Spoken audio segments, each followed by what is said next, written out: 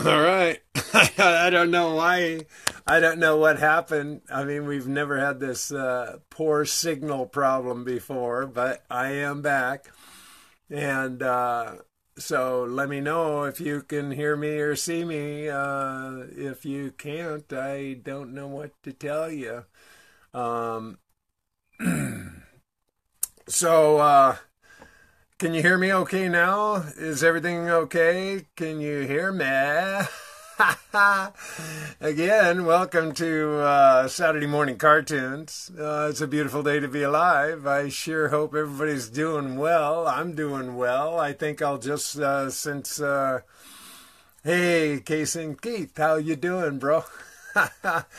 So, anyway, I'm going to just start over since I guess nobody could hear or see me. I don't know. I don't know what happened there. And so, anyway, welcome, welcome, welcome. It's been an amazing week for me. And I thank you for joining me. And so it all started last Saturday. I quit smoking. And so it's been a week now. And it's been really effortless, feels real good. And quit coffee, that was about going into 6 days ago now. And I also have, I'm starting to fast today. I've been going through all my food and, doing less and less each day. Went through all my fruit. And so... somebody on what's up? Anyway, things are just great. Yesterday I found a new home for the cats. Thursday, my mail lady Mary, she's such a great networker, and I got a great story about Mary. You're gonna love this story. She's awesome. Anyway, Mary pulls up next to me while I was on my walk. And she's like, hey, how you doing? Hi, Mary, how are you? It's always nice to see her. She's so charming. She's so cherub and sweet. And she goes, hey, did you have any luck with those cats yet? And I said, no, not yet. It's been a couple weeks and I'm still waiting. And she goes, well, you know what? I've been asking around, and there's a guy that loves cats that's right down the end of the road here. You just go down there. She gave me his address and his name, John, at 3611. and I said, well, cool. So I went on my walk, and then I came back and got in the van, and I drove down there to introduce myself to John and told him all about Baba and Muji. And he said, yeah, man, no worries. And they have like signs out that say cat crossing and stuff. They love cats. I mean, they're just way into cats. They got a big barn. They got a big house. They got a garage. I mean, I don't know how many cats they got, but they take care of all of them. They take them to the vet. They get them all fixed. They do all the stuff. They just love cats. So I said, cool. And he gave me a transporter. And so we made an arrangement for me to bring them back yesterday. So yesterday at 11 a.m., I dropped them off to their new home where they'll be surrounded by other cats and people who love them and care for them. And so I started my morning yesterday early. Because I've been looking forward to the day the cats were gone so I could really jam on the crib, really like have the crib all dialed up in a way that I wanted without the cats fucking it up all the time, which they did. And always fucking with me too. Didn't happen anymore. So yesterday I moved all my aged urine out from under the bed. And I got 56 gallons. Out there in storage, man. And I'm going to show you some cool shit here. I'm just going to finish telling the story, but I'm going to show you some really cool stuff. So anyway, I've been planning for a while to get rid of the bed and adapt to not sleeping on a bed. Now, I've never done this before, sleeping on the floors or hard surface or whatnot, and everybody keeps recommending it. And my sweetie pie, she's been doing it for a long time. And so I figured, well, I better start just figuring out and preparing myself. So in preparation, I pulled the mattress because all this extra, I had 22 gallons still underneath the bed that I needed to move out to the tractor trailer storage. And so I pulled the mattress, old school, queen size, floppy, just spent mattress. And so I pulled it and I stood it up. Oh man, the cats were having fun now. New jungle gym. I kept them preoccupied. They were just like racing up and down and over and back and through and across. And I mean, they were having a really great time. And so that allowed me to pull all the bedding, get all the stuff, get things starting staging, get all that, all those gallons of pee out from underneath the bed, and start staging them up because it's like 50, 60 yards or something to the tractor trailer where I have this storage stuff. So anyway, I was doing all of this before 11 a.m. I had gone for a morning walk. I had pulled the bed. I had pulled all the urine, got the bed moved out there by myself. I don't know how I did this shit, man. Carried it on my head, big old floppy queen-size mattress, and humped it and hurled it up into a tractor trailer. It wasn't that pretty, but I did it. I got the house all cleaned up. I got the yard all cleaned up. I got all this shit dialed, then drove them off. Came back, finished doing what I was doing for a minute, went and played 18 holes of golf, came back, finished up again, and man, it's just like, wow. I slept on this, what I did. Now, here's the deal. It's a platform bed, and it just had a mattress, so there was no box spring. It was just a mattress on this platform that has storage built under its trailer. So, and it's hinged. Without the mattress, man, you can just hinge this thing up, and it's got hydraulics and just lifts, and you can get underneath. With the mattress on, you had to prop it with a 2x4 just because it was so heavy. And hey, Roz. And so now, so what I did, because I in preparation for my deer heart, I bought some seats for my van so that I could have accommodation, because my sweetie, it involves children. And so that too. So, as a matter of fact, I'm watching a slideshow right now. I got a slideshow of my sweetie and the kids. And man, it's going to be happening soon enough. You're all going to learn. You're going to find out why I am a happy camper, why I'm so excited. This is like the woman of my dreams. So anyway, now I got the pad that I took out of my van that I cut out because I had to pull all the rubber back when I had to find where to hook the seats in. So I did all that. So I had the pad. I had a carpet section that I had in my van under my bed. And so I had the idea, man, these are going to work. So, and they did. They fit perfect. I put the pad down. I cleaned up the this section of carpet. I put it down.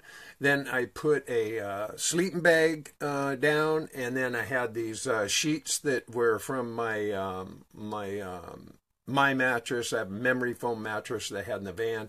So I got all these layers down, and then I put my blankies and my pillows, and I slept in it last night. Now, to be honest, that was my hips were hurting. I finally, in the middle of the night, I had to pull one of my pillows and put it under my hips because it was a little too much. Now, I feel fine today. I mean, I was sore this morning. I was. But I got up and moved around, did my walk, and I'm back. And so, anyway, I've been staging all my urine, and man, I got some goods, I got some goods. Now, these two, I'm going to show you some stuff. And actually today I'm starting my fast, okay? I'm going to be on a urine therapy, total urine therapy. And I was thinking about this, on my walk. I was thinking, these people protest and they go on these like hunger strikes, And I'm not on strike. I'm not hungry. I'm actually going to bat and hitting, man. I'm going to hit home runs on this one. And it's not going to be a you know, it's a energy fast, a fast energy hit, man. And you know what? And you know how long I'm gonna do this fast? You know how long? Tell me, because I don't know. I'm actually starting it today, and I'm going to continue it at least until my sweetie and the family show up, whenever that is. So that could be days, could be weeks. I have no idea. But I'm going to keep fasting because you know why? I'm going to be pumped full of fucking energy big time. I'm going to be so healthy, just so righteously healthy. So I'm going to show you, like this right here. This baby is one of the oldest. This one has been staging in my aged urine now for, and you can see the Ormus collecting there on the bottom of that one. Now this one is also as old, or, you know, close. These are my oldest containers. Now, look at how dark this one is. And this one, you can still see Ormus on the bottom there. Now, what's really cool about this one? This was the one that was copper fused. Okay, these were under the bed. This one had the copper coming in from outside. Hey, John. Welcome, Holland's in the house. So this one has been aging for well over a year, and has been copper fusing for a couple of months. And so, you know, for all those that haven't ever seen these before, this is what my Ormus. This is like a collection bottle that I transfer, you know, my aged urine in and transfer stuff. So I got 56 gallons. Man, am I going to get some Ormus. I'm so jazzed. So, anyway, I'm going to take my first hit, okay? So today's day one of my fast, and I am going raw. Raw. No food. Not even, well, I maybe a little water, little distilled water, but mostly it's just I'm intending to do pee, and I'm going to do shooters of my aged urine, and I thought I would do this live. I just wanted to show you the container first. So I've got my shooter glass, and here we go. Oh. Oh my God, it's peeing in my cup. Oops, it's dripping. Ah, it's dripping.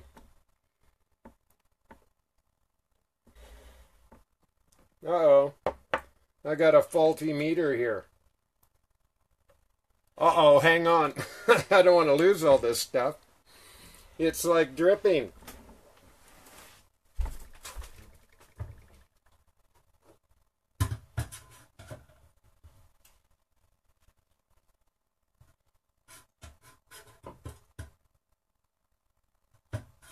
Oh no! What the hell happened here?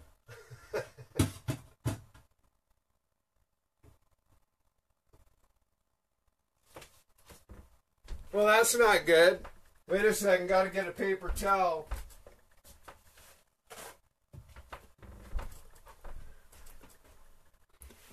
Okay, I'm gonna have to get my mechanic working on that one. Because, you know, I don't want to lose that. That's valuable. That's gold right there. That's my precious gold. So, here we go. Now, I also want to note. I've never done orally aged urine. So this is the first. I've done them with my body rubs. I've done them with my enemas. But this is my first oral shooter. So, cheers.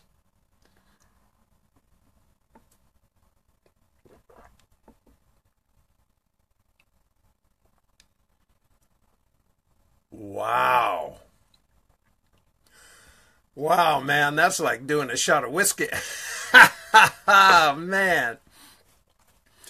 Wow.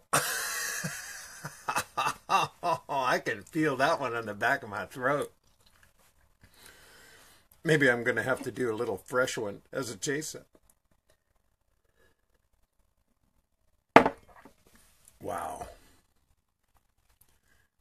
Pee is the shit, man. If you haven't figured that out, pee is the shit. This is the real deal. So I'm going to keep an eye on my... oh, it tastes... Actually, it tastes like it really was like almost like a whiskey, a little bit salty. Now, that one was the one that was copper fused. That's been sitting with a copper wire fused in, grounded outside for, well, since early December. So it's got kind of a fruity, rustic, almost metallic. I don't know. It's hard to describe, really. It was gnarly, man. It went right to the back of my throat, though. It was pretty cool. And this is all pure food. Pure food. It's my own natural restaurant. You know, pure food. Ha ha ha. Fluid. All fluid food. So, now I want to tell you some stories today. Okay, so I've already got you caught up, man. The cats are gone. I'm sleeping on a board. I'm fasting. I quit smoking, quit coffee. I'm drinking aged urine. So now you're all caught up to speed on that. It's a new day in paradise. And so I am going to be fasting until my sweetie arrives. And I may keep fasting after that. I'll see. I don't know. You know, I'm just going for it, man. Yeah, I'm just going for it. You know, my guest coming up here next week, Monica Schute's coming up first, and she's certainly done her fair share of fasting. And then Teresa Allen's coming up the week after that, and she's doing a 30-day urine water fast, and she's got to be on day 24 or something by now, I think. And so, you know, there's a lot of motivation. And I just felt it was time. Spring cleaning. I get ready for the big move, you know. Yeah, evolve or die. There you go. And so I can hear the pee dripping over there. So I can tell it's collecting now in the cup. I got it set up on the sink board so that I got a cup under it. So I am collecting. And I'll just keep recycling that shit, man, until I figure out what happened to my little dispenser thing. I thought that would be so clever to just use it like that, but it's been sitting for a long time, and so maybe it got Oramus in there and it kind of got stuck or something. I don't know. So anyway, I'm going to tell you about my mail lady. Okay, and there's a reason I want to tell you about my mail lady. Because there's some stories I want to tell you. I want to talk about trauma, you know, kind of early childhood trauma and stuff. And how some people end up real damaged. And I know I was one of them. Work on that and still work on that. Now, Mary, at 24 years old, she grew up not far from here, in an Amish family. And at 24 years old, she walked away with her clothes on her back. She escaped. And they won't have anything to do with her. She is like loathed in the community. But this is a beautiful woman. Now talk about courage. Now she was oppressed. I said it's kind of like there's Amish, there's Mennonites, and the difference between Amish and Mennonites is Mennonites will use machinery, drive vehicles, have phones, and drive tractors, and the Amish, totally old school, man. It's all like horse-drawn carriages, even plowing the field. It's all done with horses and stuff like that. So to escape that. Okay, and I said it's kind of like, you know, kind of happens like that with some of the Mormon tribes too and stuff. She goes, yeah, I said, I don't want to be derogatory, but it seems kind of occultish. She said, it's not derogatory, it is an occult. And so we got talking about it. And, man, she's such a delight. She's a cherub. She's got this beautiful, just full face, and her jet black hair, and she's so present. And this is the thing, is that she got way out of that wounded child syndrome, and became a whole human being. And she made a decision that was hardcore. 24 years old, to walk away from her whole family and to be shunned for life. I mean, she's going to hell. I mean, they will have nothing to do with her. And she's married. She's happy. She's been driving the postal thing forever, and she's got a cow and got a milk cow and her cats and stuff. She's just a delight. I just love Mary. And so, she broke through, to the other side. She broke on through. Now, I started out really damaged. I had really early childhood trauma, real early. As a baby, I had my tongue ripped open because my brothers that were taking care of me weren't taking very good care of me. And as a result, I ended up having my tongue literally ripped wide open, and they don't stitch tongues. So that caused me physical trauma and emotional trauma, because I had a speech impediment until I was, till I was about 11 or 12.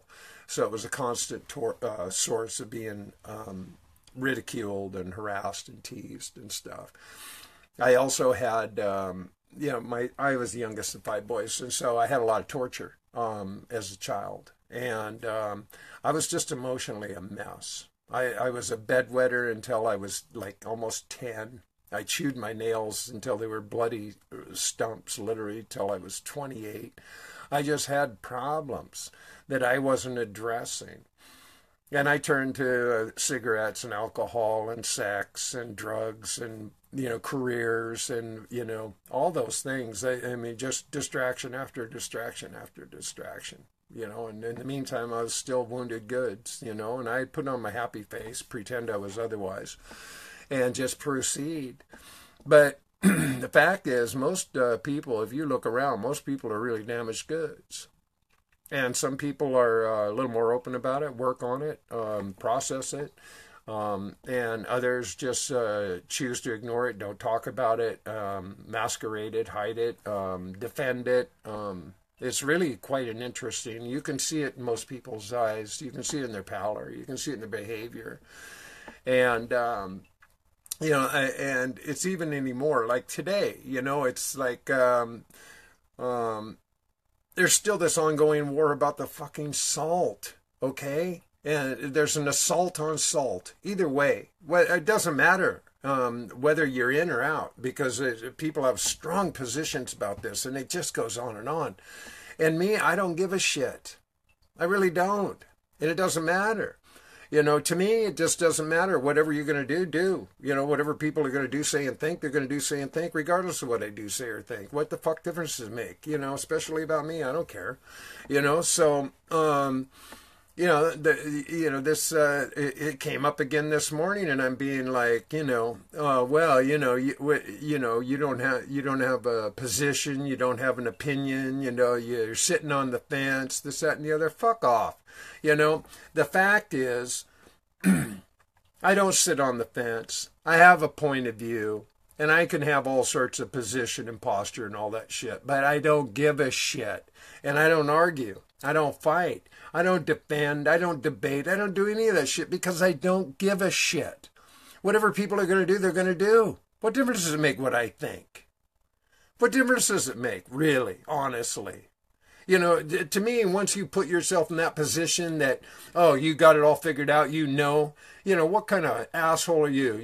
The superiority complex. Yeah, I got it all figured out. I know because I did my research. Well, good fucking for you, okay? Did you get a college degree in the shit too? Who fucking cares? People are going to do what they do no matter what you do. And to go around, beating people up, offending them, and being righteous about your position, fuck off. It's bullshit. It's just bullshit. And anybody who's got that kind of posturing and positioning, they have to be like, I'm right. Well, good, you're right. Here, what do you want, a fucking quarter? Here. You know, go call somebody who gives a shit. Because I don't. Yeah, it's just the way it is. Now, you know, I'm open-hearted, open-minded. I love people, man. I get behind everybody, and whatever you want to do, man, do it. Knock your socks off. I'm a totally loving and supportive person. That's who I am, you know. I just don't like to get into all that shit. Now, I'm a pacifist. Now, I made that decision at 15 years old, and it was for a very good reason. And I just couldn't stand violence. Always abhorred it. And I had several fights in my childhood. And they weren't very pretty, quite honestly. And this was after years of being literally tortured by my own brothers and their friends. And, you know, so I was a mess. You know, as a person, I was a mess. You know, lost and confused. You know, that's, I told you weeks ago on another Saturday morning, you know, about stealing cars and stuff. You know, I had turned in so many wrong directions in my life, it was just nuts. Okay, so I'm going to tell you about Leonard. Okay, now, Leonard was one of those people that was kind of like me. You know, he was abused, he was teased, he was unkempt. You know, he usually didn't smell very good. It's like he didn't have clean clothes, and he was a big kid. You know, it's like a baby Huey thing. And he just got picked on by everybody. Everybody fucked with him. Everybody fucked with Leonard. Now, I had this happen to me my whole childhood, up until the 6th grade. Now, I don't know what happened. I had the longest hair in the whole school district because my parents allowed me, and I was a Beetlehead and all that. And so, I don't know, maybe I had a strange acceptance in the 6th grade by the cool guys, you know, whatever that meant. They were just a bunch of bully assholes. But, you know, they quit picking on me. They quit beating me up. All of a sudden, I was under the wing of this, you know, clique. And so Leonard was still way outside the box, you know. And so me being cocky and stupid and loose, this one day, we're coming in from recess and we're collecting the bases. And, you know, being a stupid little smartass, you know, I just said... Here, Leonard, catch. I had one of the bases, and I didn't even give him a chance. I just threw it at him and hit him upside the back of the head with one of the bases from the baseball diamond. This was not a very smart idea. Leonard was a big kid. I was 5'2". I was probably 100 pounds soaking wet, maybe. I don't know. And Leonard had to be 5'9", 5'10", 160 pound. He was a big kid. And, man, he was just like, I was the last straw. I was the last person that was going to fuck with him. So this was early in the week, and all week long there was all this intimidation and, you know, horsing around, you know, and I had older brothers, man. I'd bring switchblades and shit. I'd just, you know, I was scared shitless, to be honest with you, but I was trying to intimidate him in certain ways. And so we were having this plan to fight on Friday after school, you know, after the end of the week. And I lived in the woods. And so we had, you know, a lot of woods that were right next to the school, right near the school. And so Friday came around, and like after school, it's like, no Leonard. I didn't know what happened to him. It's like, I didn't see him anywhere. And so I thought, well, okay, you know. So I went off with my friend Stevie Slee, went to his house, and we were coming back to my house, and we crossed the schoolyard to do that. It's about half an hour later, and all of a sudden there's like this big band of people like, man, where you been, man? You know, what's going on? Where's the fight? You know, Leonard, and Leonard's there. And it's like, oh, okay. So it's like about 50 kids, man. We marched down into the woods. And Leonard just starts wailing on me, man. I mean, he was pent up, and he was just way bigger than me and had a punch that, you know, I guess he was going to take out all of his lifetime of torture on me. And he was pulverizing me. My face was just like bloody, and he was like punching me shit out of my lights.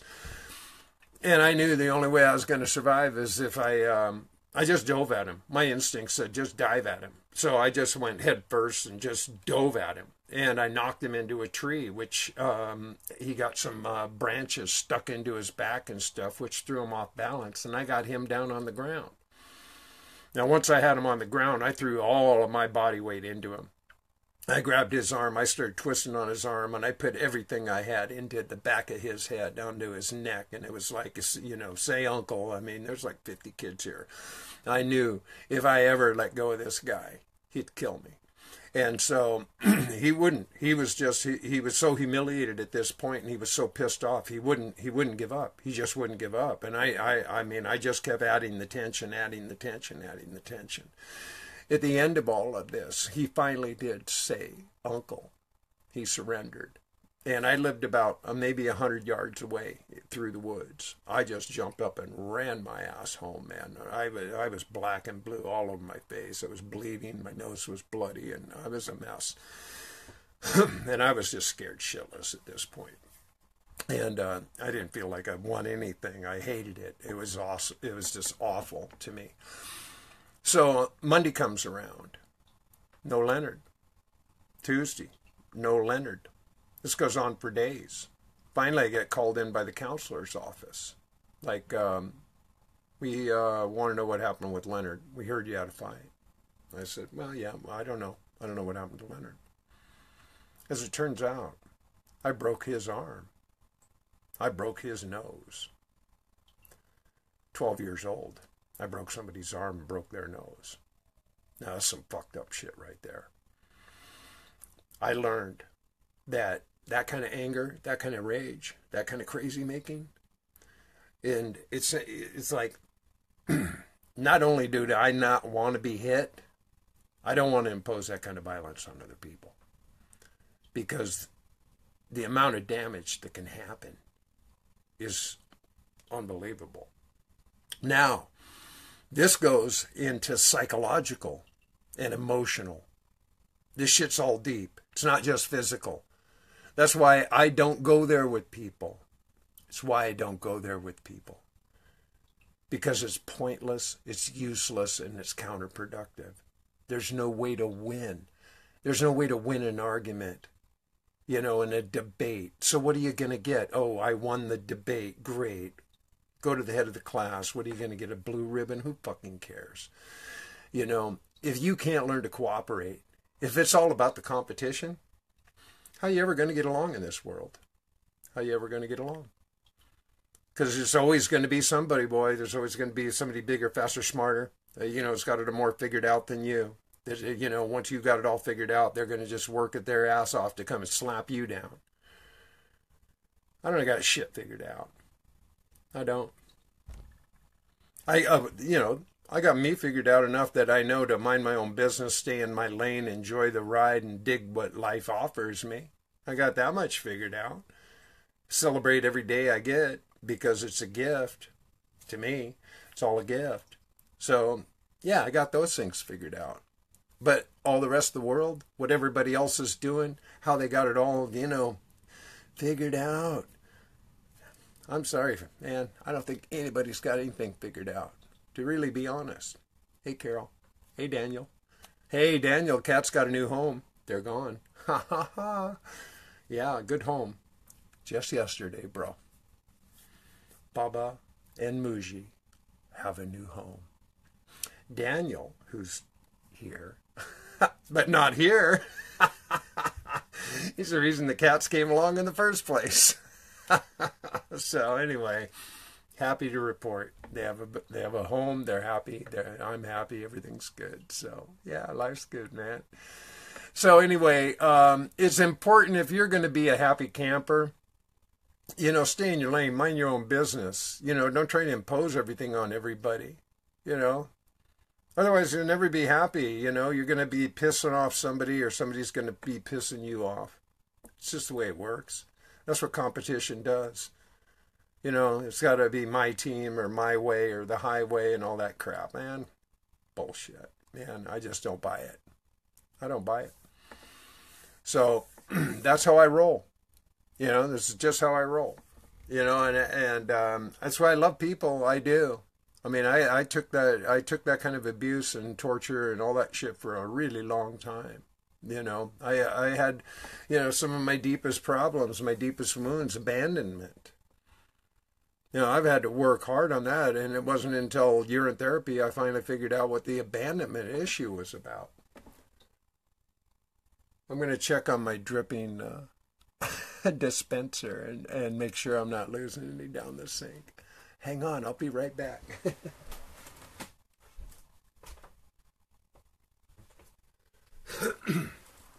No, it's good. It's a slow drip. Now it's slowing down, so yeah, it's all good.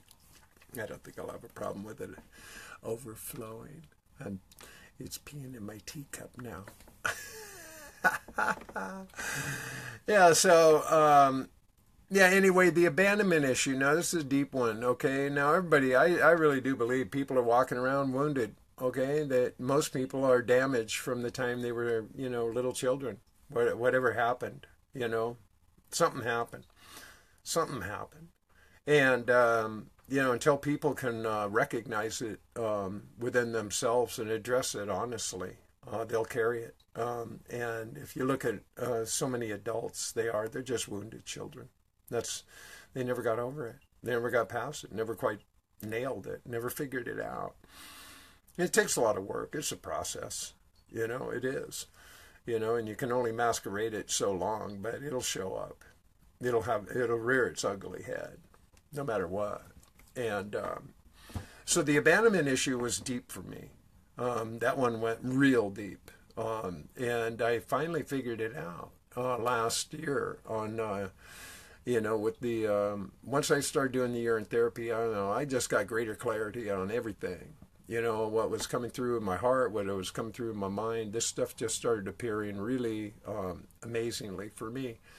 And I finally figured out how to do it with my brother, primarily. Now, this was the brother that was just older than me, and he was a musical genius. He is a total prodigy.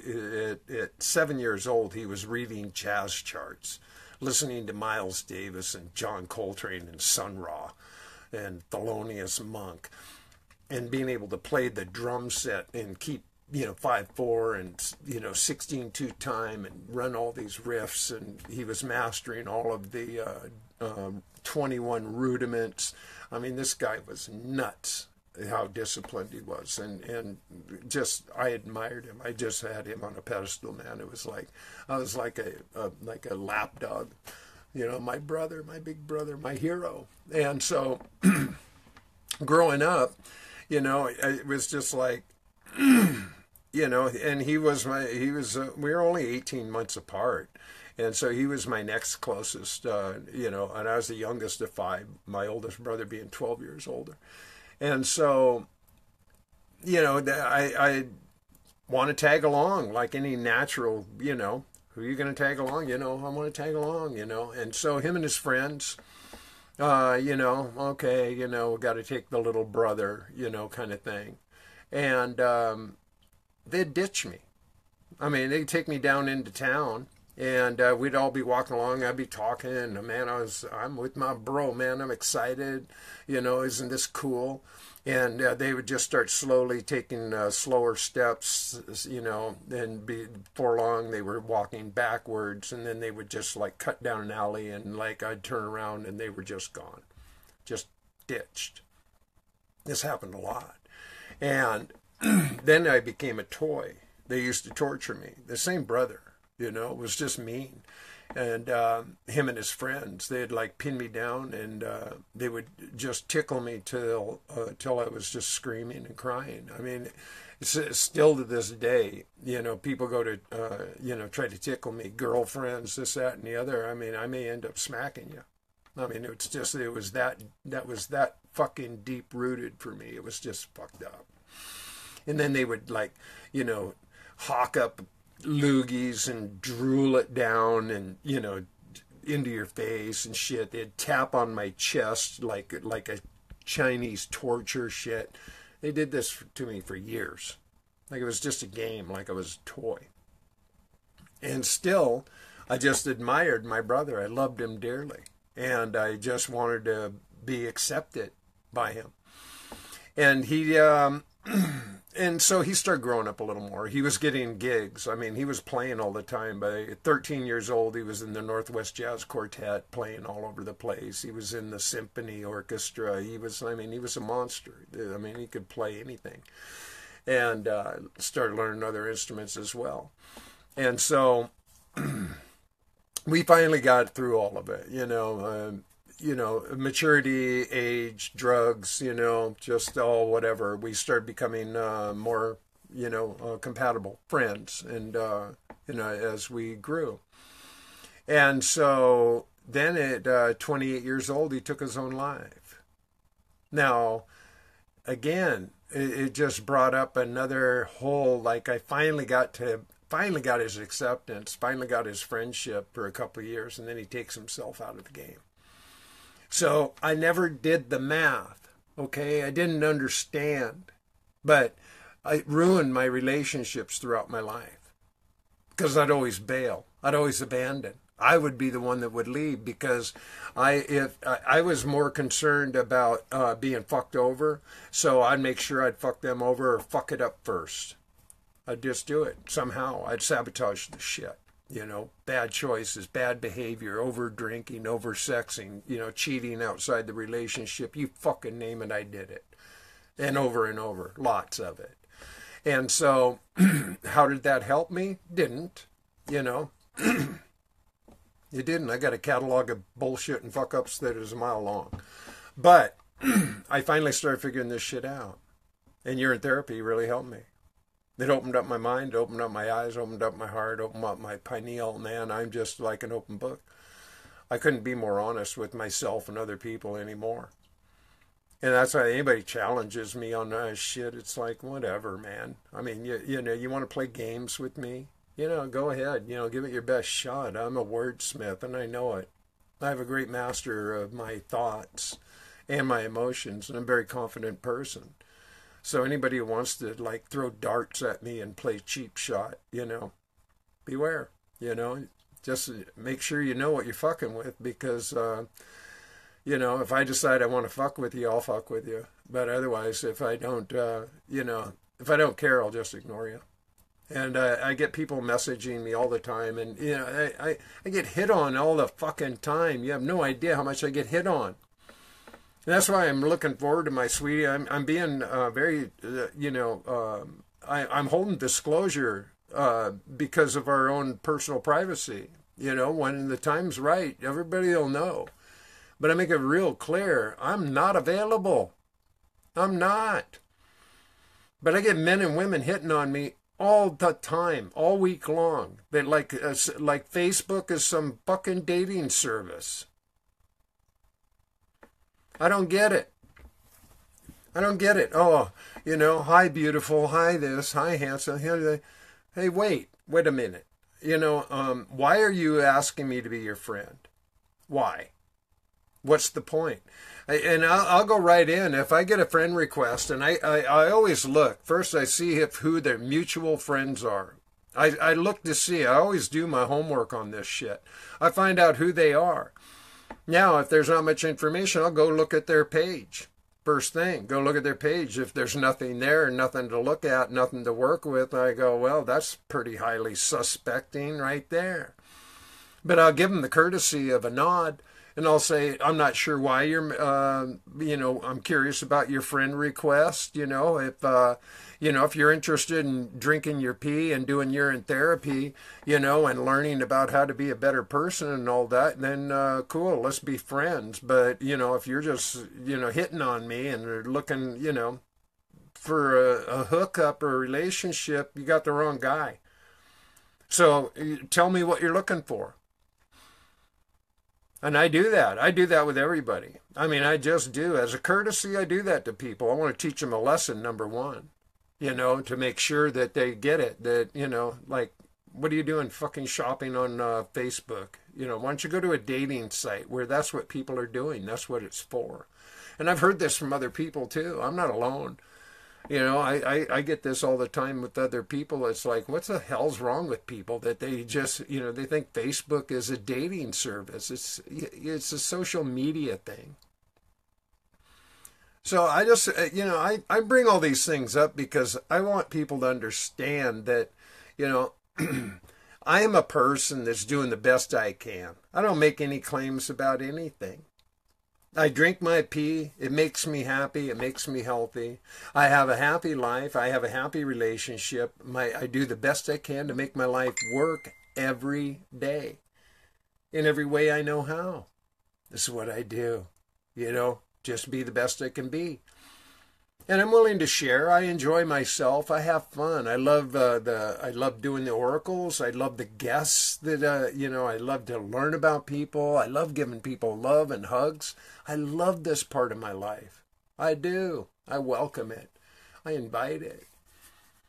But I treat everybody with honesty, respect, honor, and dignity. Everybody. I treat people that way. That's how I treat people. And, people don't want to treat me in the same way. Well, I give them fair warning, of what is possible, what is so for our evolvement. Now, there's been a couple of people that I've actually turned around in time, and we've become very close and good friends. Earned each other's respect and stuff. They didn't start out that way. Just had to be elevated, turned around. And it's all good. I'm open-hearted, open-minded. Like I said, I'll work with everybody, anybody. I don't just shut people down because they fucked up. We all fucked up. We're all fuck-ups. Everybody. Just some people admit it easier. Don't try to hide it as much. But nobody's got it all figured out. I guarantee you nobody's got it all figured out. They claim that. They'll lie about other shit, too. That's just my point of view. Correct me if I'm wrong. And if somebody came along that, perfect, the number 10. I told my sweetie, I said, man, the last thing I'd ever want is that, perfect, pristine Barbie doll fucking sorority girl with the pom-poms and the popularity contest and all the perfect little bows and all that shit, man. Man, I would pull out a gun, take myself out if I had to deal with something like that. This shit is so far out of the wheelhouse for me. So pretentious and it's unrealistic to me.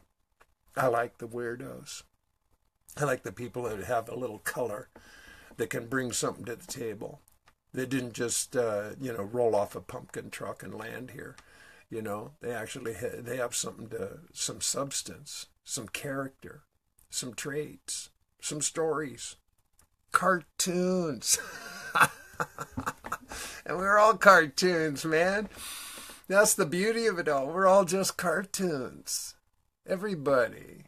And the sooner we laugh at ourselves and understand it, it works out better, man. If we don't laugh at ourselves, somebody else gladly will. I mean, there was a guy this morning on one of the groups, and, he was just telling a story about how the urine therapy and how he's turning his life around, and how that, he's hoping the urine therapy helps his eyes, because he just he wants to stop squinting like an Asian to see. And it wasn't anything. I mean, it was just, I thought it was, what's the big deal? Well, he starts getting slammed for that. Like he's some racist. Like he's got, now somebody's giving him fucking life lessons about, how to behave and all that shit. It's like, fuck off, man. The political correct shit is ruining culture. It's just robbing people of a sense of anything anymore. You can't say anything without offending somebody. That's why I don't give a shit, People get so easily offended over nothing. It's all bullshit. Oh, you can't say that. You can't do that. Oh, fuck you. Watch me. Get a sense of humor. Get a life, Quit taking everything so personal. Now, there's a good idea here. Go read the 4 agreements. Be impeccable with your word. Don't take it personal. Don't assume anything and do the best you can. Try that on for size. Those are good walking suits right there. Those ones fit. People take shit way too personal. It's just not healthy. If you do that, then you got something to defend. Then you got to protect something. Positions, postures, belief systems. I don't know. Seems like an awful lot of extra work to me. I don't want to have to work that hard myself. Really, I don't. Somebody said earlier this week, on one of my earlier videos, oh, your teeth are so beautiful. And then somebody else comes along, probably false. Like, yeah, I wear dentures. So what? I don't make any big bones about it or mystery about it. I can, the fact is that even on the inside, when they made these, and they cost a lot of money, this set. Okay, this is my third set. They put my name in there so that when they're making them, they remember whose are whose. So on both my upper and lower, it has my name in there. So I said to this person, by definition, I paid for them. My name's in there. It makes them my teeth. They are my teeth, And the fact is, I'm going to regrow my teeth. I intend to. It's come up in many different recognizable ways that you can restore and regrow teeth. Well, I'm working on that. I'm intending it. I'm already working on reversing my age. I'm getting younger. I'm getting a lot more handsome. Ha! I'm just having a lot more fun. And I feel great. So we'll see. But, what's the point of being derogatory with people? Where does it get you? With that smarmy shit. Putting people down. What do you get for it? What's the value? I don't know. It's just a question. To me, it's not healthy. It's just not a healthy choice. Just not.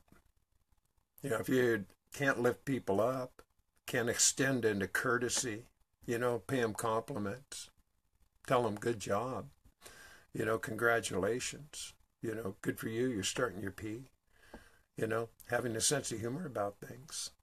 It's important. Now, there's a wonderful, delightful young lady that's recently joined one of the groups and stuff. She's just hilarious. And she's just jumping in feet first. Man, she's head first into everything. And so she wanted to know all about the enemas. And so she, ordered and got her enema bag and stuff. And she was all excited and going to do the enema. And then she puts up this meme. Oh, it was like a disaster. I don't know what happened, And then she comes back and she realized that she is using the wrong tip, I mean, if you get, like, I have one of those old school ones. I'm sure she bought kind of the same one. It's like a red hot water bottle. And it has a douching tip and a enema tip. And, it's set up for a couple of different purposes. And she just used the wrong. I said, what are you trying to do? Douche your asshole, And she thought that was funny, And so we were having a laugh, and so it's funny how different people have the different interpretation about the message, I mean, she has a sense of humor about it, She is having fun with it, and I love that. I recognize that in people, man, when they start realizing their own faux pas and their shit and just laugh at themselves. Good for them, man. Enjoy the ride. It's just a big, it's a cosmic, we're all in this cosmic joke. It's just a cosmic joke, man.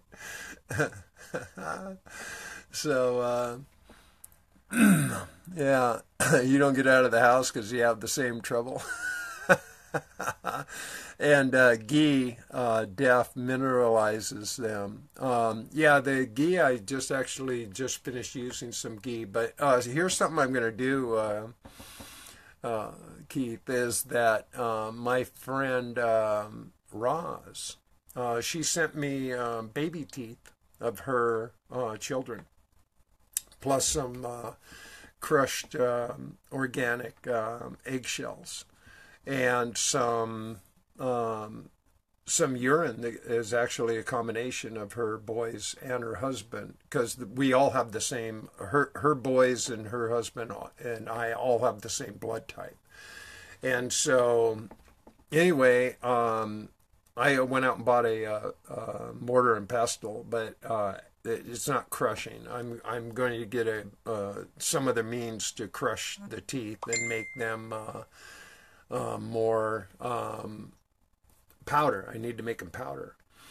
And the point of all of this is to take them and the eggshells and to take the urine, and I'm going to take some of my own, some of this stuff, some of the gold, and I'm going to make a paste, and I'm going to start massaging my gums with this paste. And we're going to see if that'll accelerate and stimulate the gum tissue. Because I can actually, underneath on my lower, I can feel lumps. I haven't been to the dentist for a long time. No need. And but I'd be curious at some point to get an X-ray just to see if there's actual teeth coming up, because you know, I can run my tongue along my gum line and it feels like there's something going on under my gums. So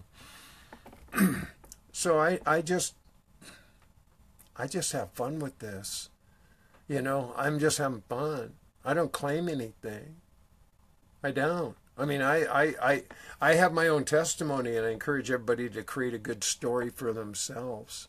You know, man, drink your pee, do something miraculous, change your life, do something cool, man. You know, have a spiritual journey, an emotional awakening, have a physical transformation. You know, tell us your story. Make it so fucking far out that everybody's going to go, wow, look at you. How cool is that? All I did is transform. And how did I do that? I drank my pee. That's all. This is the truth. Nothing else ever worked for me like drinking my pee. When I started drinking my pee, everything started working in a way I couldn't ever explain away. It just changed my life in every way. And so, am I grateful? Yeah. Am I happy? Yeah, I am. I'm a very happy guy. And shit just keeps appearing, just the way I imagine it. Now, if you don't understand the principles of this, what you think about, you bring about, how to hold a vision, how to manifest, you might want to look into how to do that. Most people sabotage themselves, so they never get what they want. They always fall short somehow. I know how that works because I used to do that too. But I'm manifesting like crazy. My wildest dreams are all coming true. Everything's appearing. Everything. I just put in my order. I just let it be.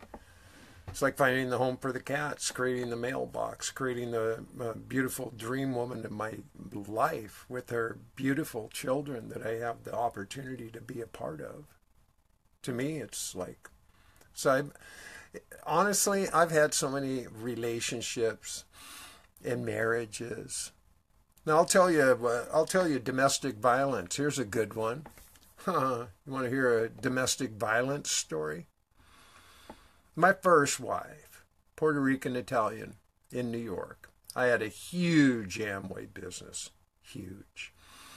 And my wife, after a few years, she decided that she was going to jump into the Sunday morning non-denominational service, baptismal in a swimming pool in a fucking hotel in Orlando with 300 people, okay?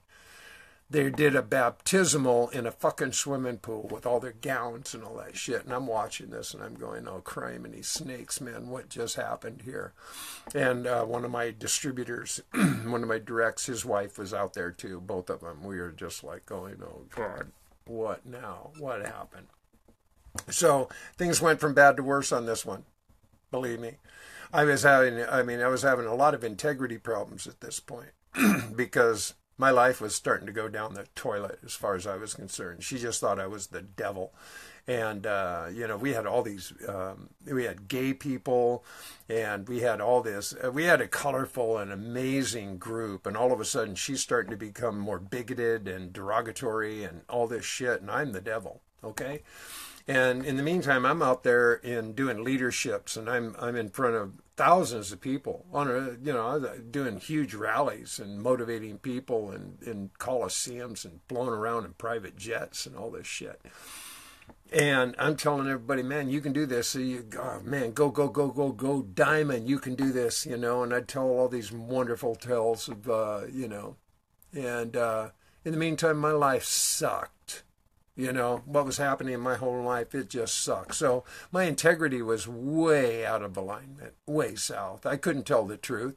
I mean, I couldn't tell the truth to anybody about what was going on because everybody I knew was in my group. So it was a trap. You know, even going upline or anything was a trap. So I started, man, I started falling off the, I started falling off a bit. This was getting real frustrating to me. So I started wandering a little bit. And my upline, direct, who was, I mean, I'd passed her years before, but she was still a direct distributor. I was an emerald at this point. And we started to have, it was at a New Year's Eve party at another one of our friends. And we were drinking and smoking, and we started talking about snorting coke and doing shit. And all of a sudden, we were just entertaining some other thoughts, you know. And so we were looking at doing a little hookup, you know. And she knew what had happened with Martha and all this. She knew what the story was on all that. So she was kind of, you know, enchanted, empathetic. We were adventurous, whatever the story was. But I was going outside the box. I was. You know, and so Martha finds out about all this at some point. It all started revealing itself. And she was stalking me. And she, I mean, this is really crazy stuff. This is crazy. It got real crazy. We had a studio apartment. I also had a loft. I had a big loft. I used to run meetings in it and paid a lot of money to have this loft down in Soho in Manhattan to run business. I also had a private roller skating rink in there for myself, which was way cool. And so anyway, we were running a big enterprise, $250,000 a year business. And so we still lived in this studio apartment up on the Midtown West Side, 58th Street. And anyway, she just blew a gasket one night, and she pulls out. We used to play softball. We had a couple of friendly teams, and it was no league thing. We just had to get together and have fun with some other groups. She pulls a baseball bat out, and she starts swinging this fucker at me. You know, in our kitchen, which is a real small studio apartment. And she keeps threatening me with the baseball bat. You know, and I'm bobbing and weaving. And I said, you know, what's this gonna prove? What's this gonna solve? And she's like, you know, I'm gonna bash you in. And really, you know, really. And this is a 5'2" woman, you know, Puerto Rican Italian, hot-headed. But I was 6'4", you know, and I was, you know, I weighed in pretty hefty at that point. Ate too many waffles. So after a while, this wasn't any more fun and games for me. And so, you know, I wrestled her for the bat. You know, I managed to get in close enough on one of her bad swings, and I got a hold of her, and I pinned her down. And she was hanging onto this bat, man, for her life, man. She's not, I had to literally peel her fingers away from this bat and finally get it out of her hands. As soon as I got the bat out of her hands, I just got up and stepped back. She turns around and grabs my French knife. I was a professional chef. She pulls it right out of the thing, and now she's got a 14-inch French knife in her hand. And now she's coming at me with the fucking French knife. Great. So now you're going to stab me.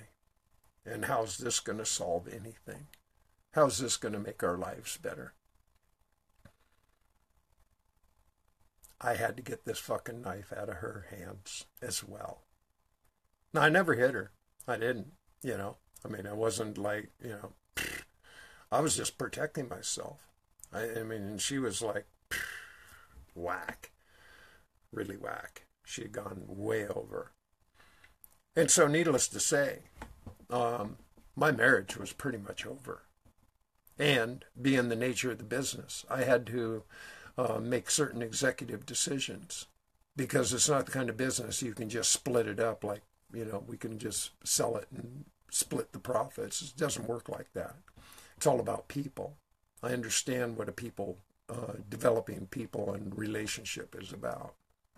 So I gave her the option. I said, okay, it's over. It's clear. This is over. We're done. Now, I built this business. I did. I way built this business. She came along later and helped me, but, and I'm not going to discredit her involvement, but it was something I put a lot of work into. And so I gave her first right to refusal. I said, but here's the deal. Whoever takes all the, takes the business, takes all of it. You take all asset, you take all liability, you take the whole thing, and the other one takes a walk. Free and clear, walks away, no further obligation to anything. Not one bill, not one anything, walk away free. I said, I give you first right to refusal. You think about that. She did. She decided I was too demonic to run my own business, have my own group. And I said, fine, fuck it, And we signed it away. I went to the Dominican Republic to get my Haitian divorce. And I walked away. Now, this is a $250,000 business, okay? We had a lot of asset. We had a lot of liability. But I had my freedom.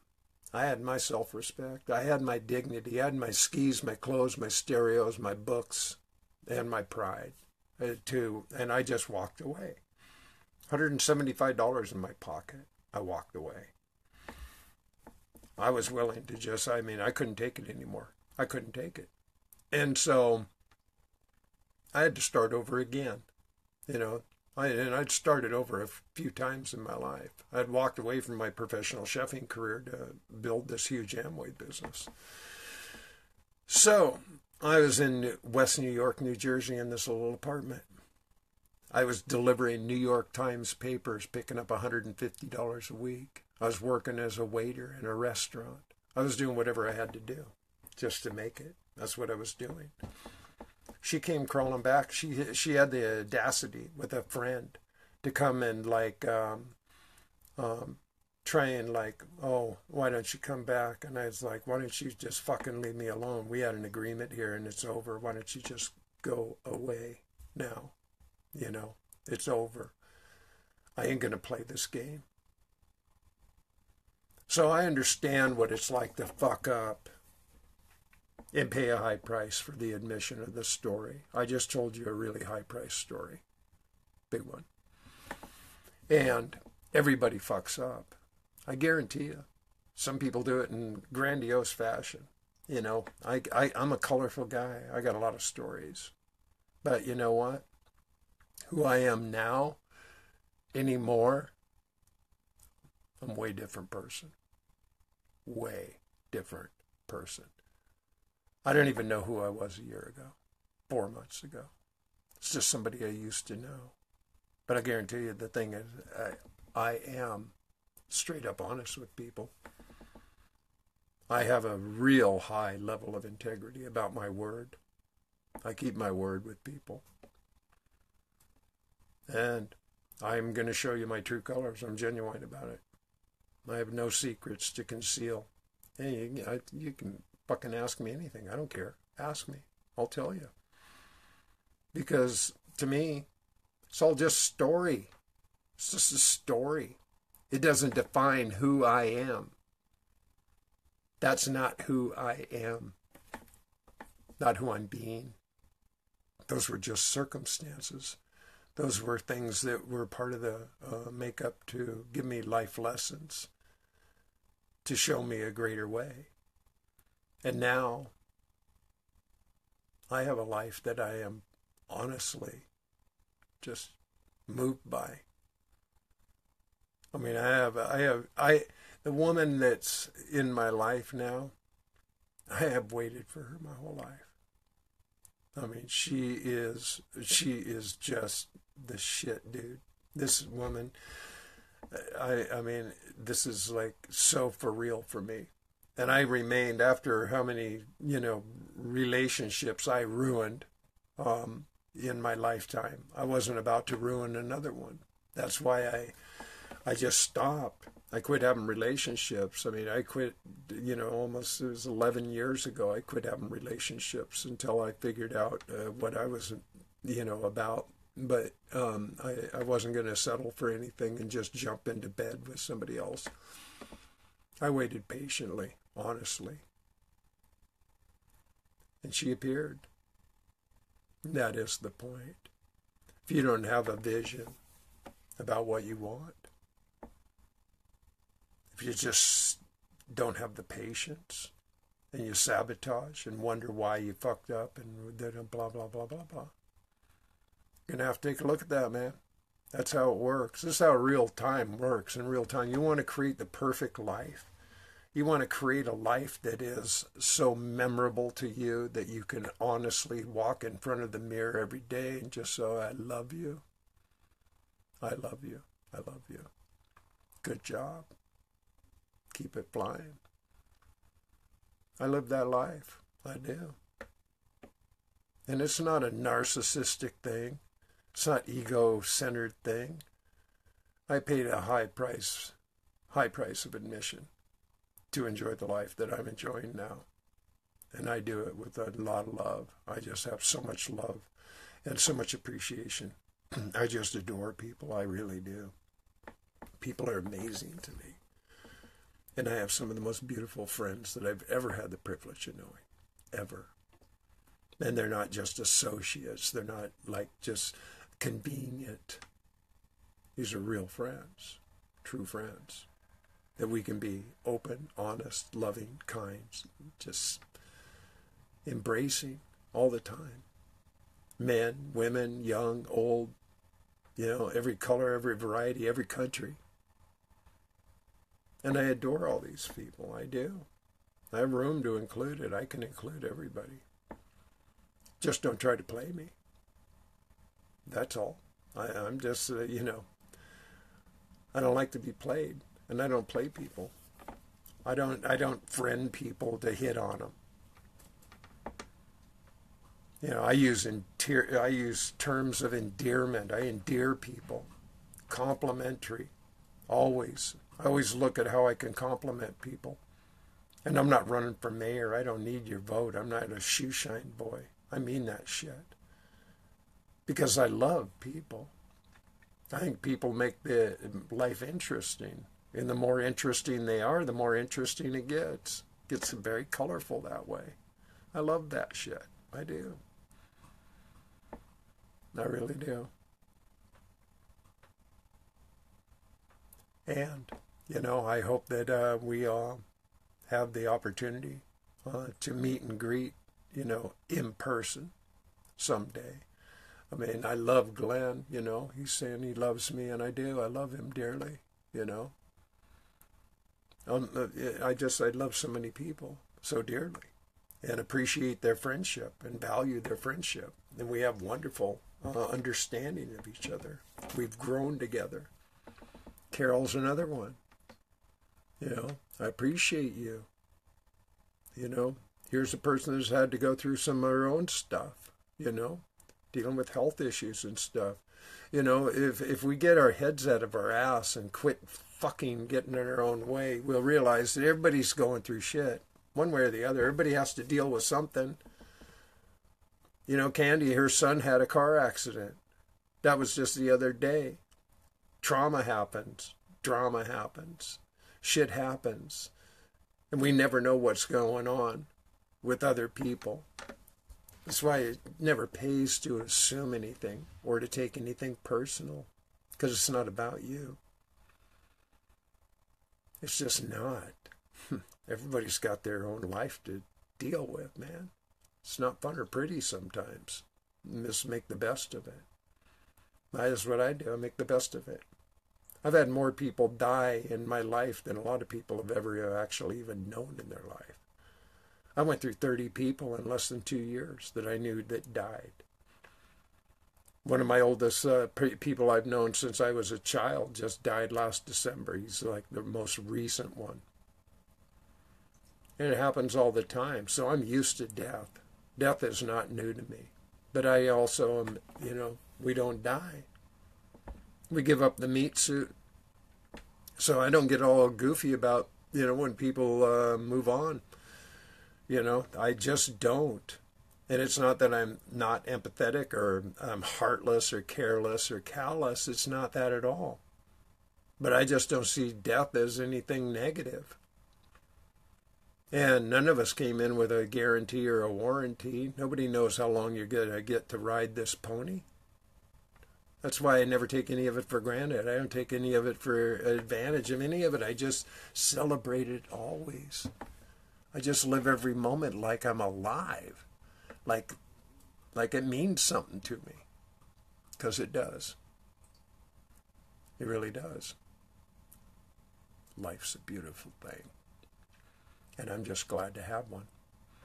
I don't know how many I've had. I don't know how many I'll get. All I know is I'm having this one right now. And I'm enjoying it. I'm enjoying it big time. It's a beautiful day to be alive. Just a beautiful day to be alive. And so, I love you all so dearly. I do. And I really have fun spewing. I should call it Saturday morning spew. But it's just cartoons to me. It is. I'm just a cartoon. And I accept that. I'm just having fun doing it. I'm just playing along, having fun. I like to get along with the other kids in the sandbox. I do. And share my toys. All that stuff. It's fun for me. And so I look forward to meeting you. I do. I'm getting ready. As soon as my sweetie's here, we're going to get settled in. And then I got a road trip planned. So I'll make that well known. I'm going to be heading from Missouri. We're going to be heading up through probably Nebraska and Wyoming into Montana, Idaho, and then to Washington, because that's where I'm going, to Washington to get my archives. And then I'm going to drop into Oregon, and we may, because now we have kind of the freedom, we may go into California and spend time there, come back up, go through Nevada. We don't know. We're going to make it up as we go along. But we do know we're heading on a road trip. And anybody that wants to hook up or meet up that you're along the way, give me a shout out. And I'm going to be doing the WEEDU Wanders. I'm going to recreate, well, it never really went away. It just got put on pause because I quit wandering. But, I'm going to go back on wander. And I'll continue the live Urine Oracles all the way through, no matter what, because I really love the program. I do. I love interviewing people and having those conversations and bringing so much knowledge to the table. And I'm going to continue my Saturday cartoons because I can, and I'm having fun. And so it's just one day at a time. I'm just doing the best I can. And I'm pulling away. If you don't see me on Facebook a lot, there's several reasons for that. One is I'm just, I'm making just different decisions. I just don't have enough energy or time to be on Facebook all the time. And I don't want to run the generator. I'm minimizing everything around here. I'm minimizing how much I turn on the heat, how much I turn on the power to get the internet up and running. I do a lot of walking. I do a lot of golfing. I like to spend time in nature and be in my own space. And I'm now starting a fast. So I'm going to be doing all sorts of changes. And it's not like I'm going away. I'm just not as, I haven't been inspired to write any poems for the last week or so. It's just been a lot on my plate. And I don't force myself to write. My poetry comes from a true source. I just channel that shit, and when it appears, I write it. And when it doesn't, I don't, I don't trip on it. That's why I always just share it when I'm inspired. I feel like it might be of value to somebody. Maybe it might be just entertaining. I don't know. But when I'm inspired to write, I write, and I bring it forth. And I got another quick story, and I don't know the outcome yet. This is fun though. I've made it through the first stages of all the publishing, and I got signed off by my first coordinator, and she was very happy with everything that I produced, and she was very cool, Sarah. She was a really great coordinator. So now I have a design team, and I've been contacted by email by my design team and my team leader, Kara. And she says that basically everything looks good from her end. They have all the notes, everything that I had put into preference of ideas and thoughts about how I want design to go. And so their team's going to start working on all that. And as soon as they have a prototype for me to review, they'll be sending that to me via an email. They'll have an electronic book for me to look at and see what I think. And if I need to make any corrections or adjustments or this, that, or the other, I have that opportunity. I can make up to 50 adjustments, I learned. But I'm pretty comfortable with what I turned in, and we'll see what the design team comes up with. But here's the next thing. This is the part I thought was interesting. I have a marketing person. Okay, this is the person that's in charge of getting my book out into the world, and that's important because I'm paying. We're all paying. You all helped. A lot of people helped out to get this book up and running, and I really appreciate that because I would have never had the money to do this without your support at all. And so, thank you. And so anyway, the marketing person, her name's Kelly, and she called me on Wednesday and said, I'm Kelly, and I'm going to be your marketing director, and I wanted to see if you would be available tomorrow for a meeting. And I said, sure. What time? So she gives me a time, 10:30 in the morning. I said, fine, I'm good. So she called me on Thursday, and I was out playing golf. And I have no problem playing golf. I walk and talk to people all the time. I get on the phone with people. I listen to music. It doesn't disturb me. I can play golf and whack my ball down the middle, right in the middle of a conversation. It's a no-brainer to me. I'm out there doing my Zen thing. And so... Anyway, so we get on, and I said, well, I guess I should give you some background and some story, so you understand kind of where all this comes from. She goes, yeah, that's the whole purpose of this meeting. And I said, fine. In my prior meetings with other people in the publishing, man, we were on the phone an hour and a half. I mean, my first coordinator and the very first guy, Logan, that I started working with, we know each other well. I mean, we talked a lot. He knows exactly who I am and where I'm coming from. And so so I get on the phone with her. And I start telling her, I kind of go back. I say, well, let's go back about 4 years. I started with my neck surgery and how fucked up I was and my body and what a mess and how I went vegan and quit smoking and quit drinking. And then, I'd kind of push myself. My hands were decrepit and blah, blah, blah. And then I learned about urine therapy. And so, all of a sudden my life was really turning around. My physical health was improving rapidly, fast. I was off medications. Everything was happening. And, shit was just, steamrolling at this point. My life was just turning around rapidly, dramatically. And, I wasn't 5 minutes into this phone conversation. And I said, I even actually have I have a beautiful woman that I've been dreaming about all my life. And, she's considerably younger than me. And, we got to this point of the conversation. She goes, oh, my computer, it just died. Can I call you back? I said, well, sure, you can call me back.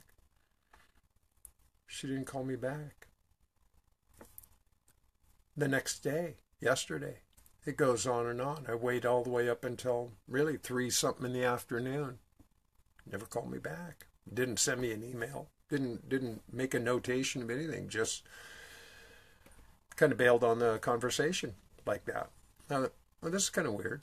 So yesterday I called up Logan. He was the first guy. He was the very first guy that I got introduced, into Lulu. And him and I developed quite a relationship, and we got to know each other really well before I ever committed. We had several conversations before I was ever financially ready to make that first deposit and move forward. And so I called him, and I said, Logan, this is just kind of weird. I just wondered if you might have a point of view about it, or any input. I don't know what to think about it. And so he says, well, that is weird. I mean, it doesn't sound like her. She's been with us a long time, and she's real top-notch professional. I mean, she's a good pick. I mean, I don't know what happened there at all. But I told him what I thought that, that she couldn't handle the fact that the content. That was my instinct after not getting back to me. I thought, maybe it was like out of her wheelhouse. This, urine therapy and all this shit might be a little too much for her. I don't know. All I could do is make it up in my head anyway. So I mentioned all that to him. And he says, no, I don't think so. She's a real top-notch professional. I just can't imagine that coming from her. And I said, well, I don't know. I don't know what to say. He says, well, I see a notation. Let me, da-da-da. And why don't I can just connect you over to her. Let's see if we can get her, I can get her. I said, well, fine, cool. So he links me over, and I get her voicemail. And I said, hey, Kelly, this is Cayce, wonder what happened. You left with a phone conversation before we even really got started, and you never got back to me, and wondering what's up. So I left that message with her, and I'm still waiting. I haven't got any note or call or notification, but I have a sense of humor about all this shit. I just do. I think it's hilarious. It makes a good story. I don't know what the fuck happened, but the point is, man, I got nothing to hide. I don't. I got nothing to hide. I tell people the truth about everything, anything. Some people don't want to hear it. I lost a lot of friends in my life because another thing is, I have a memory that won't go away. I remember details like nobody's business. I can tell you what you were wearing the first time we met. Shit like that. It's just crazy. And so I have deep files on everything. And since I don't have any, I don't hide shit. I'm a totally authentic person and willing to be honest about shit. And a lot of people, man, that scares the shit out of them because the last thing they want is to be revealed. And I've lost friends because of this, because they're like, what the fuck are you bringing that up for? You brought that up in front of my girlfriend or my son and this, that, and the other. I go, what the fuck, fun? Man, it's just a fucking story, bro. Really? Really? You can't be that fucking honest with your own son or your girlfriend? Who's got the problem here? Me? Okay, dude, whatever. That's why I live my life in transparency this way. I mean, I do have posture and disclosure. I let you know I have a beautiful woman in my life. I'm just not letting you know who she is until that is on the table. And it's coming soon enough. You'll all know. Believe me, you'll know. But it's just our own privacy that I'm protecting, both of our privacy until that time is correct. But I make it very well known. I'm not available. Okay? So if you're intent to hit on me, quit it. If you want to be my friend, that's fine. I love that. I can PM people and have conversation, get on the phone, video chat. I can do that shit all day long. Women, men, I don't care. I have lots and lots of friends. I have lots of girl friends. And I appreciate all my girl friends. I do. I love them dearly. We have great relationship. We have a lot of laughs. And believe me, my sweetie knows all about my life. There's nothing hidden. She doesn't have all that jealousy and shame and guilt and all that other shit. Those were prerequisites to us even, we knew that we were perfect for each other. We didn't have any of that bullshit going on. We're perfect for each other. None of that shit goes on. We honor each other individually, absolutely unconditionally, as two individuals.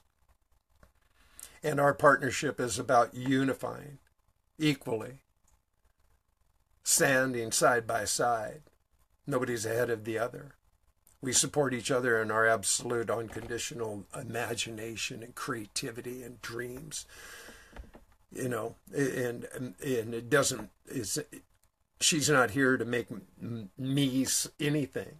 And I'm not here to make her anything. We're just both here to be who we are. And that's what makes it work so ideally. And we're both gypsies. She's a gypsy just like me. She's a minimalist. She just doesn't want all that excess like I want to be mobile, want to be flexible, and, live free. And so I found her. Ha ha. And I am jazzed. And believe me, you're going to love this woman. Man, when you find out who this woman is, it's going to fuck you up. And she's not on Facebook, so, people keep trying to figure out who she is. She's not on Facebook, so we met through YouTube, actually. She loved my videos.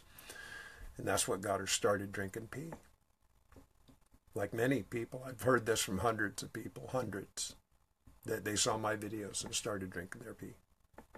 I'm honored. Great, Awesome. But, she reached out to me. And again, she wasn't hitting on me. She just thought I was really interesting and just wanted to talk. I said, sure, let's talk. But somehow in that first conversation and from that point on, I just knew. I was like, wow, who's this? Who's this person? And so it just kind of evolved right from there. It was all innocent. It was beautiful.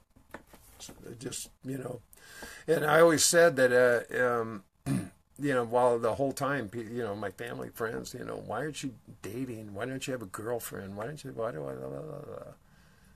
said, well, because at this point, I know what I don't want. And I see plenty of what I don't want. And when I see what I do want up here, I think I'll know it. And I think whoever she is, she'll know it too. We'll just recognize it in each other. Wow, where you been? You're kind of what I've been imagining. And it was just like that. It is just like that. It's beautiful. We are in total adoration. We just adore each other. We love each other dearly. And I'm just jazzed. I'm totally jazzed. Life's good, folks. Life's really good. I'm a happy camper. And shit just keeps happening. I already told you, I spilled it out a couple weeks ago, planning on a celebration retreat in the middle of July in Virginia. That's going to happen. I'll let you know all the details on that soon enough, but I want to go and have the meetings and whatnot so we can figure out all of the whole program and the accommodations and, what it's going to require from a production point of view and also for a recipient, so everybody knows what they can expect of what the intent is. But I think it'll be a really off-the-hook, way fun weekend. Kind of like going to a festival more than a retreat, but it'll be limited. My feeling is it'll probably have a maximum of 20 people. It'll be about the full level of accommodation by what we figure right now, but we'll know exactly after a meeting. So I'll be going to Virginia too after I get back from the West Coast trip. I'll be heading east. And that's what I love about my life. It has flexibility. I'm not stuck. That's why the cats needed to go, because I didn't want to be stuck because of pets. Honestly, I don't have to be weighed down. I just don't. And I like the WEEDU wanders thing. I do that well. I plan on going all over the world at some point. It's in my imagination. It's in my dreams, in my visions. I hold that space. Just like that. I encourage you to do the same thing. Picture what you want. Imagine it. Don't forget any details. Just picture it the way you want it. Trust and allow it. Have the patience. Sit back and relax. Know it's going to happen. The universe works in magical, mysterious, and marvelous ways. You know, it's like I found a home for the cats. I was looking all over the place, calling all the rescue places, doing this, that, and the other. And how does it appear? My mail lady. Just like that. And I didn't have to drive to Colombia. I didn't have to pay money. I didn't have to do anything. I just drove them for literally about 4 miles down the... I didn't even have to get on a regular road. It's all down the gravel roads. And they're in a perfect environment. The people who just love cats. How perfect is that? And I manifested that in 2 weeks. Just like that. Just held the vision. I relaxed. I was a little angst at first, people knew. The cats were making me pretty crazy. I was getting a little like, cats are going to make me crazy. But I just relaxed with it, had the patience to allow it. And it appeared in perfect time. So, it's all good. Have your dreams come true. It's not about my dreams. I mean, I'm making my shit happen. Make your own shit happen. I encourage everybody. Dream big. You know, don't forget details. Imagine your greatest experience, your greatest life. Imagine it. You can manifest anything you want. Anything. It's all possible. Once you connect. Once you get understood that it's all you. It's all an inside job. Take the helm. Fly this fucker. And don't crash and burn it.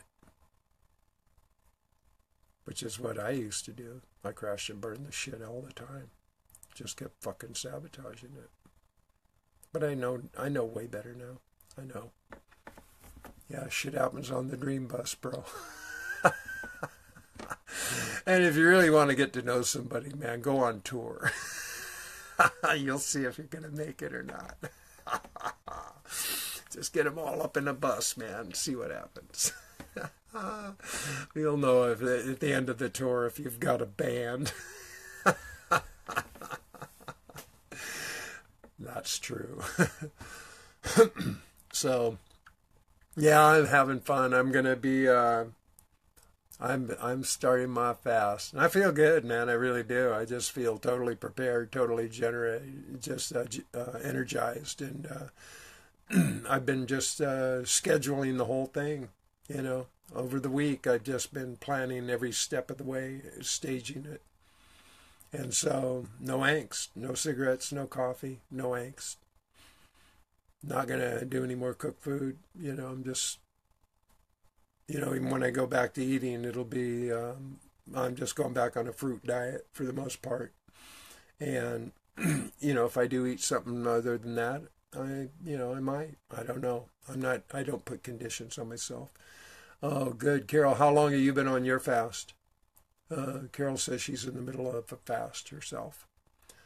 And I know Teresa's on one. I know several people that have been in the process. And, you know, the thing is, when I did my other fasts, you know, I was recording every day. I was doing the WEEDU Speaks show. So I was doing a show every day. And I'm not going to be doing Instagram. I'm not going to be doing all that shit. You know, a couple of days. Good for you, girl.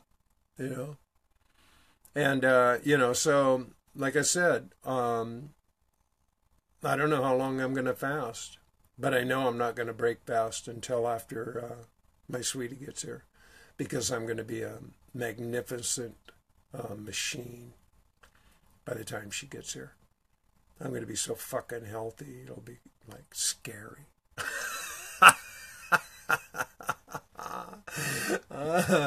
Yeah, I'm just loving it. No, I am. I'm having a great time. I am. Yeah, I'm just loving life. loving it, loving it, loving it. And so, yeah, anyway, it's just been a real privilege and a pleasure to hang with you guys today. And thank you for joining me. As always, you know, this has been a treat. And I've had my little slideshow going on. And underneath there, you know, it's really sweet. You know, I have a total of 11 pictures. That's it. And then we've been courting for 3.5 months, I guess, since we first started. And we haven't had the privilege of meeting in person, not required. You know, we know who each other is. You know, the more important parts have been, we're in for life. We know it. Our commitment's high. You know, we didn't goon ourselves like both of us have in our past. You know, where infatuation and impetuous action kind of takes the precedence over the actual deep values that you build in a relationship. And when you get, you know, when little Willie runs the show, you know, an old friend of mine used to tell me, you know, man, once you start licking and poking the pee-pee, everything changes. You know, and it does, you know. And so if you don't have your anchor secured, if you don't have things secured, you can get a pretty rocky ride. If it's all about, you know, the sex, because sex becomes a tool. It's a manipulative tool. So if you don't build a strong, beautiful foundation without having that goof it all up, then you can run into trouble. And I have. I've just done it over and over and over and over and over and over and over. I've done it too many times that way. So now I've done it a different way. I've built a real foundation. I have a real depth, a real secure, beautiful friendship. And we know each other. We honor each other. We respect each other. And we have all the time and space and room to build a beautiful life together. And I'm excited about that. I've waited a lifetime for this. Big time. So soon. When you see me noshing on some food, you'll know something happened. You'll know something shifted. It'll be happening. Yeah, it is. Yeah, we're excited. So, anyway, I think I've said everything I wanted to say today so far. It's been fun hanging out, though. And I love you guys dearly. I really do. It's been a privilege, as always, to spend time with you. And next, don't forget now, Tuesday, Monica Shoot, a.k.a. Chunga Charanga.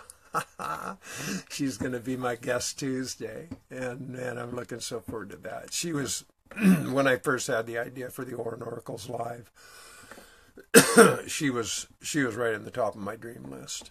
I've been kind of hitting on her all along, you know, hey, when, you know, so she was busy. She was, and I knew that. She had a lot going on with her book and everything.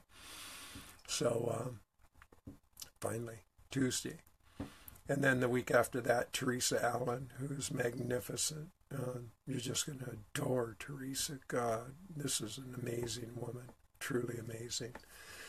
And then Cornelius, another remarkable woman. We're going to have 3 weeks in a row, just powerhouse. And I hope if you hadn't enjoyed Kirsten, man, what a dear heart. And we had Kirsten last Tuesday, and I just adore Kirsten. She's just such a beautiful soul, and she just brings a lot too. And so I hope people took a chance to listen to her, because she's pretty a remarkable person. So, yeah, they're coming along. Things are happening. No more crackhead cats. Just me and my flatbed. No, you know, my flatbed sandwich. There's no meat. No mattress, no stuffing. It's a flatbed sandwich. So, yeah, it's a new life for me. Things are changing quickly. So, anyway, I'm going to go ahead and, kind of bail out and got to move some things around. So, anyway, also, always keep in mind, if you haven't considered the Water Life Symposium in September, that's a really great way to meet people. I met some of my greatest friends, or I met in that opportunity, and they'll be in Vegas in September. And September 21st, 2nd, and 3rd. You can go to waterlifesymposium.com and get all the information. It's only a $35 cost for the function itself, which is pretty reasonable. And always keep your peace together. Always love and hug yourself and your brothers and sisters. Love everybody. Cut the crap. Cut the competition. Get with the cooperation. Let's get along. Let's quit fighting over bullshit. It's so pointless. It's so useless and so worthless to the bigger picture. It really is. So I just want to give everybody the biggest hug I can possibly give. Send you all the love I've got. And until the next time, boom! Ha!